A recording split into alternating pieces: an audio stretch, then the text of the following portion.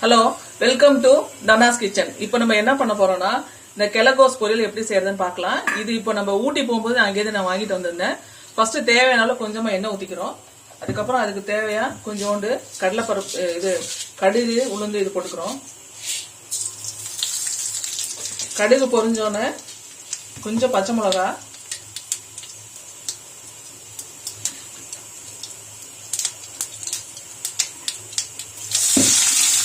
அது கூட சேர்த்து கொஞ்சம் வெங்காயம் போட்டு நல்லா வதக்கிக்கிறோம்.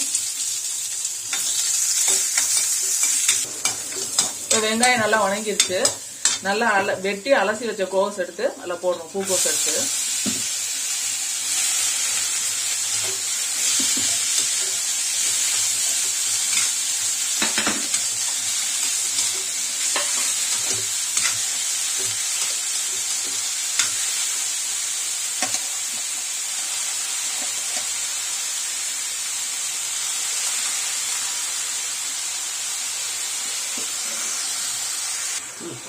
இப்போ இந்த டிஷ்ஷுக்கு தேவையான உப்பு சேர்த்துக்கிறோம்.